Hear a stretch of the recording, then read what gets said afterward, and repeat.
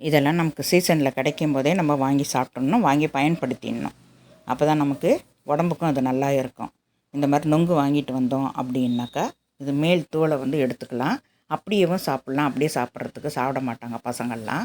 அதனால் இதை நல்லா தோலை உரிச்சிட்டு மேலே இருக்கிற அந்த சதைப்பத்து மட்டும் நம்ம சாப்பிட்டுக்கலாம். உள்ளே வந்து தண்ணி இருக்கும். முழுசாக இருந்தது அப்படின்னா உடையாமல் கொடுத்துருந்தாங்கன்னா தண்ணி இருக்கும், இல்லைன்னா தண்ணி போயிடும். இருந்தாலும் இது வந்து உடம்புக்கு அவ்வளோ குளிர்ச்சி இந்த வெயில் நாளுக்கெல்லாம்.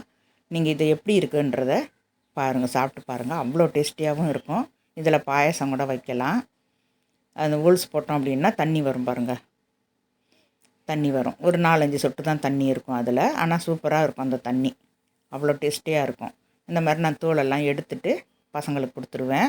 அந்த தோல் வந்து நம்ம வீணாக்கக்கூடாது. நமக்கு உடனே நம்ம அது வேஸ்ட் ஆக்காமல் என்ன பண்ணணும், அப்படியே பச்சையாகவே நம்ம உடம்புல அப்படியே கூட தேய்ச்சிக்கலாம். தேய்ச்சிட்டு ஒரு அரை மணி நேரம் கழித்து நம்ம குளிச்சிக்கலாம். இல்லை அப்படின்னா நல்லா நைஸாக அரைச்சிட்டு கூட நம்ம தேய்ச்சி குளிச்சிக்கலாம். அதுவும் நம்மளுக்கு சரி வராதுன்னா நல்லா காய வச்சுக்கலாம். வெயில் நல்லா அடிக்கும்போது நம்ம வாங்கினோம் அப்படின்னா நல்லா காய வச்சிடணும். காய வச்சுட்டு மிக்சியில் போட்டு நல்லா பவுட்ரு பண்ணிடலாம். பவுட்ரு பண்ணி பத்திரமா எடுத்து வச்சிட்டோம் அப்படின்னாக்கா நமக்கு இந்த வயிற்று புண்ணு, வாய் புண்ணு அந்த மாதிரி டயத்துலலாம் என்ன பண்ணலாம், இந்த வயிற்றுப்போக்கெல்லாம் வரும். அந்த மாதிரி டயத்தில் இது ஒரு டேபிள் ஸ்பூன் அளவுக்கு போட்டு மோர்லேயோ இல்லை பாலுலேயோ நம்ம கலந்து குடிச்சிக்கலாம். அவ்வளோ டேஸ்டியாக இருக்கும். அது உடம்புக்கும் அவ்வளோ நல்லது. நான் பாதி நொங்கு தான் உரிச்சிருக்கேன், பாதி நொங்கு வந்து பாயசம் வைக்க போகிறேன்.